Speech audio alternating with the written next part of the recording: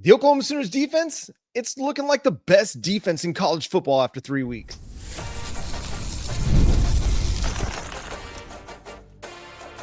You are Locked On Sooners, your daily podcast on the Oklahoma Sooners. Part of the Locked On Podcast Network, your team every day. What's up, Sooner Nation? Welcome to a bonus edition of Locked On Sooners. It's the morning after Oklahoma's big win over Temple. Today's episode is brought to you by FanDuel. Right now, new customers can bet just $5. And if your first bet wins, you'll get $300 in bonus bets to use across the app. Download the app today over at FanDuel. Thank you for making Locked On Sooners your first listen every single day. Shout out to all the everydayers out there. I'm John Williams of Sooners Wire and USA Today Sports. Y'all got to hear Jay and Coop's thoughts immediately after the game yesterday on the post-game show. I'm going to break down my thoughts from the game, and we'll continue to break it down with Jay for Monday's episode. But I wanted to give you my morning after thoughts on Oklahoma's win over the Temple Owls. And for me, it starts with the defensive side of the ball. Absolutely dominant performance. They held Temple to an average of 1 yard per play for the game. 1.9 yards per play, excuse me. So just at 2 yards per play for the game. That's crazy.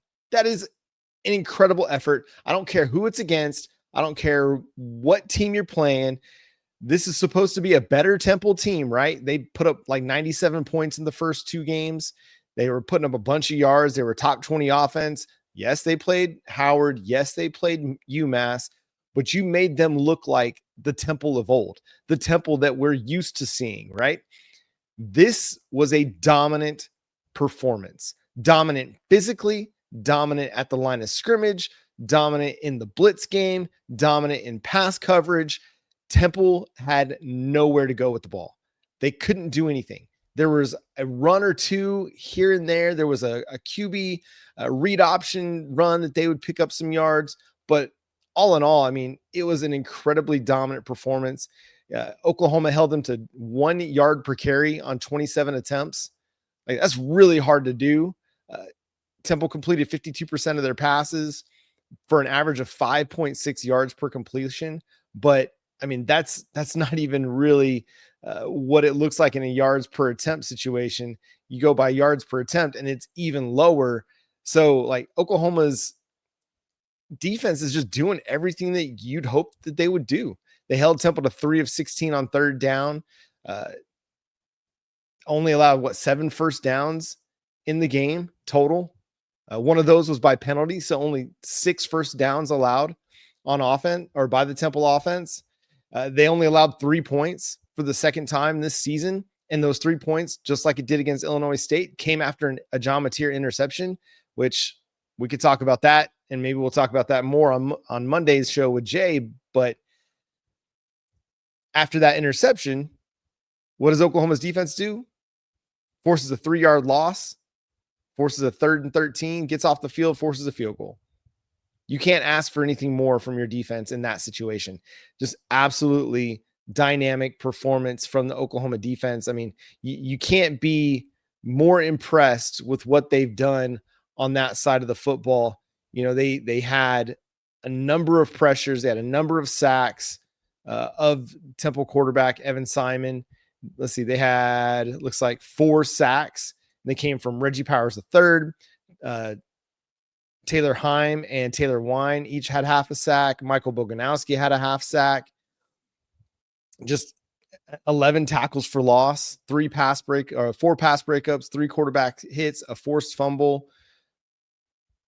Fantastic performance, man. Just like really, really good. And obviously they're going to face tougher offenses as they go along. Next week against Auburn, it'll be a tougher offense, but this is what you're supposed to do against a team like Temple.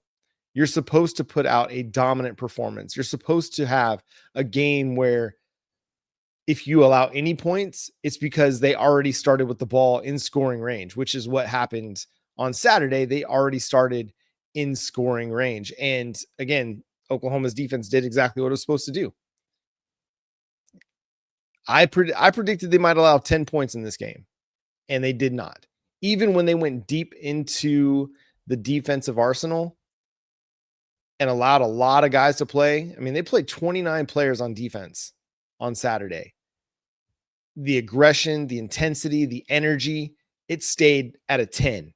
It didn't dip down to a 5. You didn't see significant drop off when you got the 2s and the 3s in the game. A great performance. Reggie Powers III led the way in defensive snaps with 46, according to Pro Football Focus. Marvin Jones Jr. had 37. Michael Boganowski with 34. Devin Jordan with 30. I mean, this was a game where you were allowed to go deep into the well, and some of your starters didn't play more than 25 snaps. I mean, Grayson Halton had 26. Taylor Wine, who's a big rotational piece, he had 26. Kendall Dolby saw his first action back, and he saw 28. Cortland Guillory, 26. But you were able to, and obviously Marvin Jones Jr. had a lot of snaps at 37. Some of that due to the targeting penalty on R. Mason Thomas that led to the ejection. Questionable for sure. But you were able to get guys like Nigel Smith on the field. Wyatt Gilmore saw playing time. Trent Wilson saw playing time. Omarion Robinson saw playing time. Kendall Daniels and Jaden Jackson only had to play 12 snaps in this game. Like that, again, perfect performance by the defense that two of your star players and Jaden Jackson and Kendall Daniels, they got kind of a week off. I mean, they got to get out there, get themselves going a little bit, see some playing time early in the game, and then take your pads off. You're good to go. We don't need you for the rest of this one. Minimize the hits, minimize the wear and tear. We got you next week for Auburn, where you'll get your full snap count as well. So from what I've seen out of Brent Venables, I really wish we would have had this guy calling the defense all along. Zach Alley was fine last year. He was good, but the level of intensity and the level of aggression that we're seeing out of this defense under Brent Venables is at a whole new level. It's so fun to watch. You know, I'm seeing articles being written. I think it was CBS Sports wrote an article about what's wrong with Clemson, why the drop off. Well, the drop off is Brent Venables is at Oklahoma now. The defense is not the same. The defense does not have the same level of aggression and physicality at Clemson that it did under Brent Venables. And that's what your head coach brings to the table. He's bringing that identity of intensity and physicality. And we've seen it 3 weeks into the season on the defensive side of the ball. We're seeing an improved product on the offensive side of the ball, but it's the defense leading the way. And honestly, like that's kind of refreshing. You have a defense that's able to go and just completely shut down opponents. Again, tougher competition will come down the road when you face Jackson Arnold and the Auburn Tigers, when you face Arch Manning and the Texas Longhorns. You know, we'll see what Lenora Sellers in South Carolina looks like after they lost to Vandy. But Ole Miss, I mean, Ole Miss is putting up big numbers, big points. Tennessee and Joey Aguilar, oh my God. Those guys look great yesterday against Georgia, even though they lost. I'm looking forward to seeing Brent Venables' defense against significantly tougher competition, because I don't think we saw Bryce Underwood at his best, or at least Bryce Underwood unleashed last week against Michigan, or with Michigan coming to town, because I think they realized, hey, let's not break the kid before we really get into the thick of our season. Let's keep the training wheels on a little bit for his sake, because you can see how quickly a quarterback can get hurt, can get ruined in a game if you put too much on their shoulders in a game like that.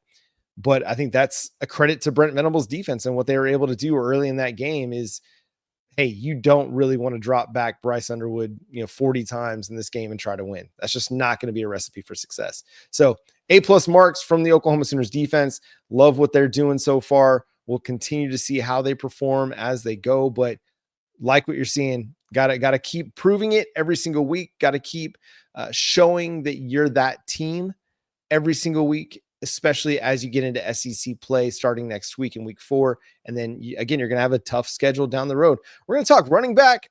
It's not a question, guys. Quit worrying about it. The answer is here, coming up next here on Locked On Sooners.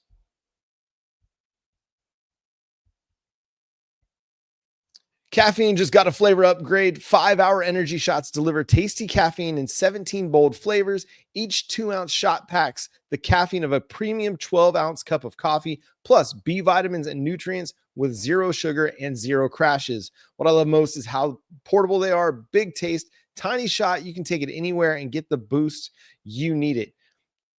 There's a lot of great flavors out there, and I've been trying to diversify a little bit, but every single one of them I've tried, I've just absolutely loved. I love how fast it kicks in and that it's sugar-free, so I don't have to worry about crashing later. Enough with boring, flavorless caffeine. It's time to get your caffeine a flavor upgrade with 5-hour energy shots. Get the favorites you love to be bold and try something new in store and online at www.5hourenergy.com or on Amazon today.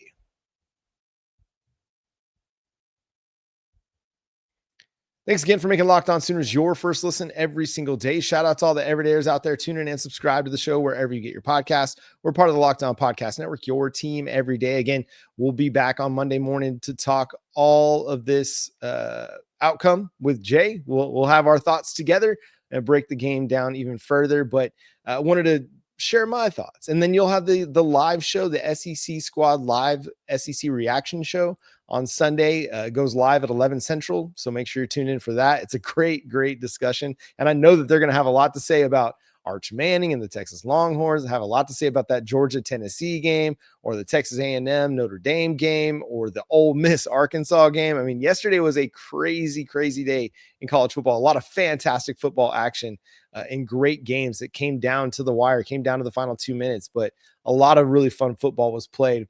Let's talk running back for a second, because Tory Blaylock had a 100-yard day for the Oklahoma Sooners, 14 carries, 100 yards, 2 touchdowns, averaged 7.1 yards per carry.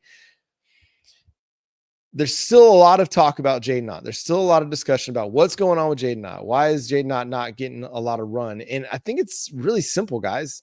He's just not as good as Tory Blaylock is right now. And for whatever reason, I mean, there could be a number of reasons. He got to Oklahoma in the summer. He wasn't as prepared in the playbook as Tory Blaylock. He's not seeing things as clearly as Tory Blaylock. There could be some hangover from the ankle injury that he played with last year, maybe a little bit of uncertainty because of playing through all that pain last year. I mean, that kind of thing can hold you back. It's a reality. It's not to say that, I mean, he can't ever get over it, but if you've lost confidence in your ability to cut and your ability to move, you're going to have a hard time, running the football. You see it a lot of times, guys coming off of knee injuries, things like that, where they don't feel like they can put as much strain and effort on the knee. They can't cut as powerfully as they want to. They can't, jump as high as they want to. A lot of times wide receivers have a hard time, mentally recovering from the knee injury. And the same could be said for Jaydn Ott. I mean, it could be all up in his head, because when he does get the ball, he looks promising to start, but then it doesn't seem like he's got the same vision. And so that doesn't mean that he can't turn it on and he's not going to find his rhythm as the season goes along. But for right now, I mean, it's Tory Blaylock's job. I don't think we need to have any questions about it. He's been your most consistent runner. He's looked the best running the football. Even when all things were equal and equal game scripts, I mean, Tory Blaylock has looked really good. And I think that's okay. Like, the true freshman who was a 4-star prospect out of Atascocita, somebody who we were all very high on coming to Oklahoma, he took the job. I think that's what you want to see, right? You want to see a guy go say, hey, no, I'm going to go and take this job. Brent Venables spoke highly of him out of spring, spoke highly of him at SEC Media Days, continued to speak highly of him in fall camp. And lo and behold, here we have a guy that's just constantly making plays and constantly creating opportunities for himself and finding running room when nobody else seems to be able to find running room. So I don't think it needs to be a question of what's wrong with Jaydn Ott. It needs to be a question of what's right with Tory Blaylock. And right now, everything is right with Tory Blaylock. He's playing through his shoulder injury. We'll see if injury or dinged up, but Brent Venables even admitted he's not 100%, but he's playing tough football, physical football, and finding running lanes, creating big plays. I mean, yesterday he had 4 runs of 10 yards or more and had 2 of 15 yards or more, including the 25-yard touchdown run. The dude's really good. Maybe it's not a 25-yard touchdown run, but it was a 15-yard. I'd have to go back and look at the plays exactly to remember that. But, he's doing everything that you could ask for at running back for the Oklahoma Sooners. And, is the pass protection where you want it to be just yet? Not necessarily, but he's doing everything else right. And you've got serviceable pass protectors in Javonte Barnes and Xavier Robinson that can come in on third down, spell Tory Blaylock, let him get a breather, and you can find a good, pass protector. The only kind of negative play from Blaylock yesterday was the drop pass. He had an opportunity in the flat. Mateer hit him kind of in stride. He would have had an opportunity to catch and run a little bit, and then just dropped it. But he'll get better at that. That's not going to be a concern long term. And so I'm impressed, man. I'm impressed with what Tory Blaylock's done so far through 3 games. He leads Oklahoma. He's second on the team in rushing, according to Pro Football Focus, just 8 yards behind John Mateer. He's averaging 5.43 yards per carry. He's got 3 touchdowns. He's forced 4 missed tackles so far this season. Got 6 carries of 10 yards or more, and then 2 of 15 yards or more. He's leading the team in first downs converted at 12. And he leads the team in yards after contact among, the guys with a bunch of carries. I mean, you've got, Isaiah Sategna, who's got a little bit higher average, or Deion Burks has a higher average, but they don't have as many carries as Tory Blaylock does. He's got 3.23 yards after contact per attempt, according to Pro Football Focus. So I'm good, man. If Tory Blaylock is my lead running back for the foreseeable future, I'm good with it, because you've seen enough. You've seen his ability to go create and to go make people miss in the open field, to use that vision and that speed. Love the way that he changes speeds on you. So like, he might start off kind of running at 75%, allowing the hole to open up or allowing the blocking to get set ahead of him. And then once he hits his spot, he turns on the burners and he's gone, and he can get to the outside and win. He can win inside between the tackles. He's proven to be physically capable of playing at the collegiate level from a physicality standpoint. Coming out of high school, I think a lot of the talk was about his speed, because he was a part of Atascocita's 4x100 record-setting relay team, and that speed is there. It's legitimate, but not enough was spoken about his physicality and his ability to run between the tackles and run through contact, and the contact balance and the vision and all of the different traits that go into making a really good running back. It's not just about his speed. He's got that speed that can break away from a defense, but most importantly, he's got the ability to run through tackles. He's got the ability to find holes that may or may not have been there for other runners. He's got vision, and he's got good agility, all the things that you're looking for. So I'm good with Tory Blaylock as RB1. If I was going to set the RB rotation, give me Tory Blaylock, give me Xavier Robinson to get those early down runs, and also get some third down pass blocking snaps as well, and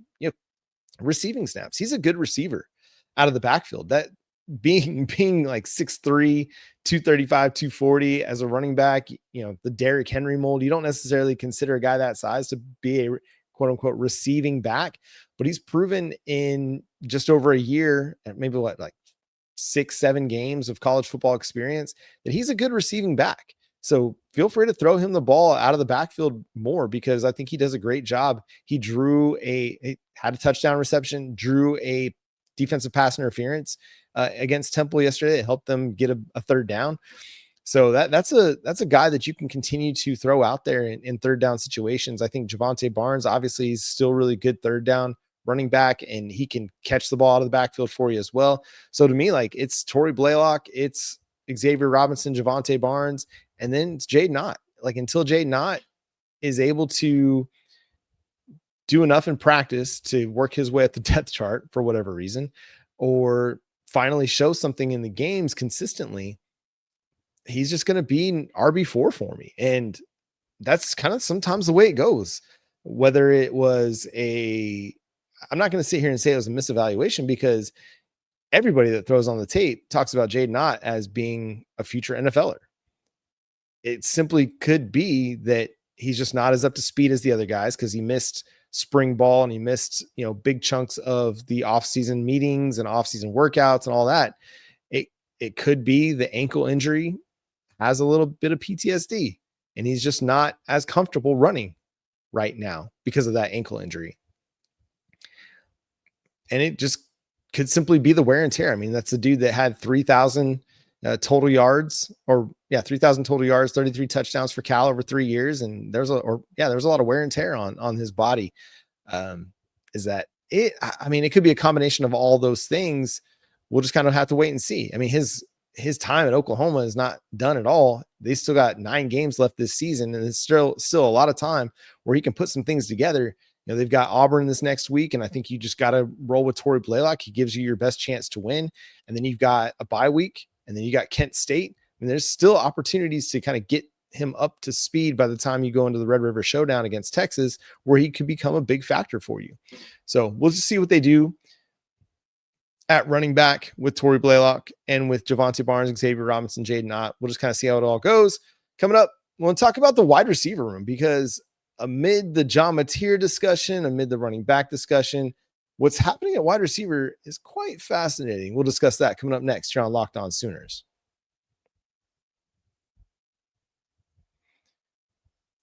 Today's episode is brought to you by Prize Picks, the daily fantasy app where making the right call can actually pay off. You and I make decisions every day, but on Prize Picks, being right means cashing in. With football back, Prize Picks is the simplest and fastest way to get in on the action. Just pick more or less on 2 to 6 player projections, and you can turn your takes into real prizes. All in less than 30 or 60 seconds. You can combine players, and Prize Picks has the best thing going. Even if one of your picks misses, Prize Picks invented the flex play, so you can still double your money by picking more or less a player's projected yardage total or touchdown total over at Prize Picks. So download the Prize Picks app today and use code LOCKEDONCollege to get $50 in lineups after you play your first $5 lineup. That's code LOCKEDONCollege for $50 in lineups after your first $5 play. Prize Picks, it's good to be right. Also, our friends FanDuel bring you this message. The NFL season is here, and FanDuel is making sure you're ready for kickoff with a can't-miss offer. Right now, new customers can bet just $5, and if your bet wins, you'll get $300 in bonus bets to use across the app. So if you're ready to play, download the FanDuel app now by visiting FanDuel.com to get started. That's FanDuel.com to place your first $5 bet. Again, thanks for making Locked On Sooners your first listen every single day. Shout out to all the everydayers out there. Tune in and subscribe to the show wherever you get your podcasts. We're part of the Locked On Podcast Network, your team every day. Again, tune in for the SEC reaction show with the guys from the squad, covering everything that happened on Saturday on a full slate of fantastic college football action, some great games. So I know that they'll have the takes flying over there, including a Vanderbilt win over South Carolina. Vandy, are they an SEC title contender? Texas, what is going on with Texas?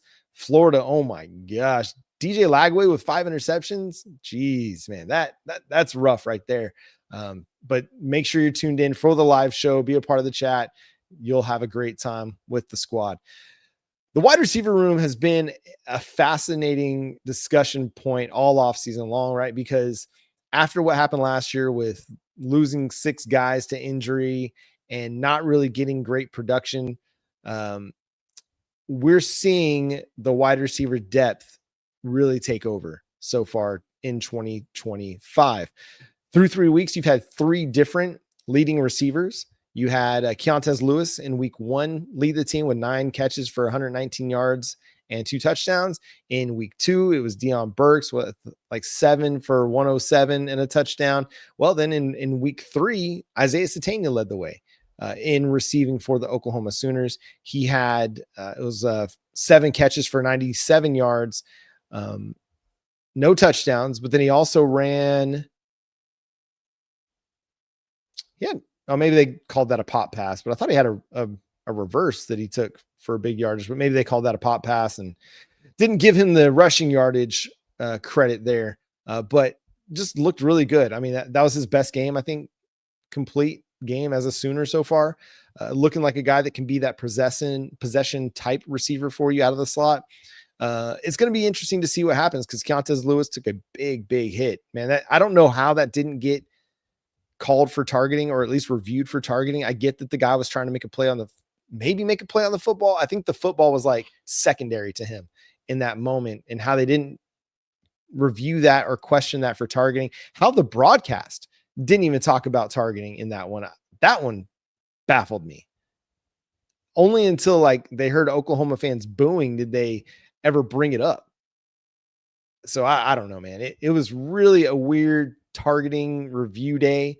They reviewed Jaydn Harding for targeting early in the game, and then R. Mason Thomas got ejected for targeting and may miss the first half against Auburn if Oklahoma's appeal gets denied, which probably likely will. Javon Barham from Michigan kind of had a similar play where he got called for targeting and it got upheld on appeal. So I don't imagine that we'll have R. Mason Thomas, but the fact that Oklahoma has been able to have 3 different wide receivers lead them in receiving each week is a great sign. That means you've got diversity in your pass catchers, and that doesn't even include Jaren Kanak, the tight end, who's been great so far this season. I mean, he had another big game, 4 catches for 84 yards, had a big reception on 3rd and long again. I mean, that's the second week in a row where they had a big 3rd down, and he has a big pass play. He's one of John Mateer's favorite weapons right now, and he is a weapon. He's proven that he can win in a variety of ways for you, not to mention the 2-point conversion pass that he threw. But Oklahoma's got the pass catchers to go be dynamic. Keontez Lewis being out is going to create opportunity for somebody else to have an opportunity and to go make plays. And John Mateer was trying to get Ivan Keontez going with several targets, wasn't able to connect. One of them was a one-handed attempt by Keontez down the sideline that he almost brought in. He just didn't quite have a handle on it. Another one was a fade into the end zone that Mateer just kind of threw up there, and Keontez wasn't able to really beat his guy. But outside of, Keontez Lewis, the guys that came in, Elijah Thomas had 1 catch for 5 yards.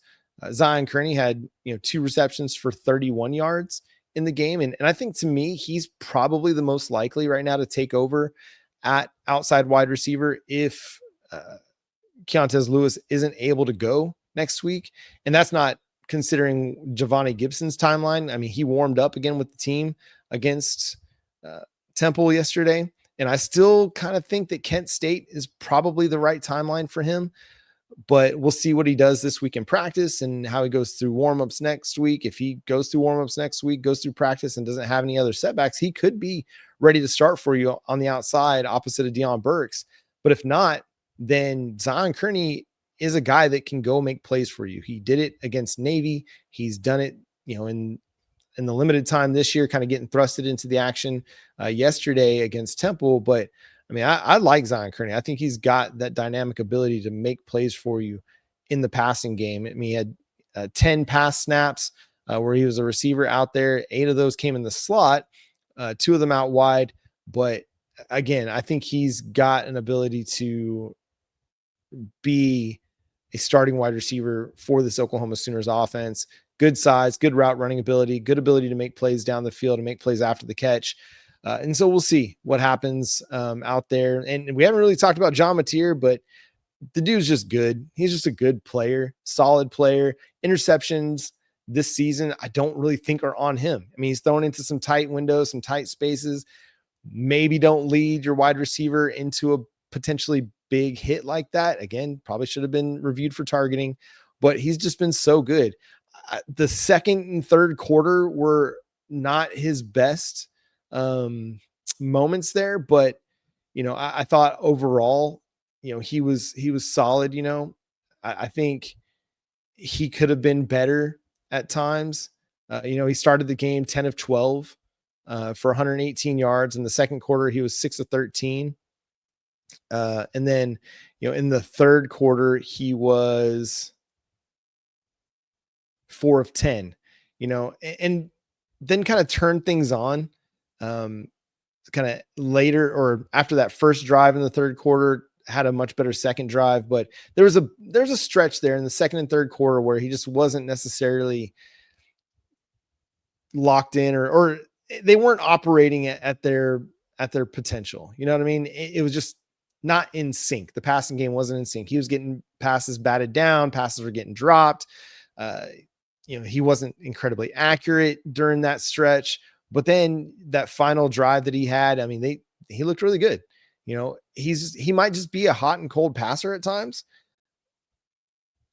I expect him to be hot more often than not, but he's a dude that's going to make plays for you. Obviously, the 51-yard touchdown run was easy like Sunday morning. It was super smooth on the read option that completely had the camera guy fooled out of his shorts.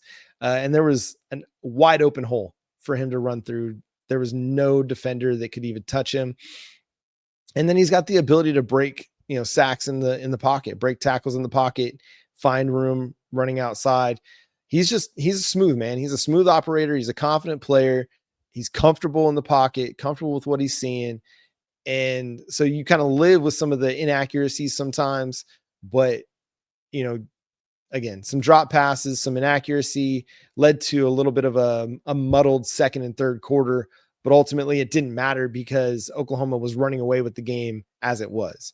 So no real complaints about John Mateer's performance. Again, like it to be a little bit cleaner, but he's been so good that you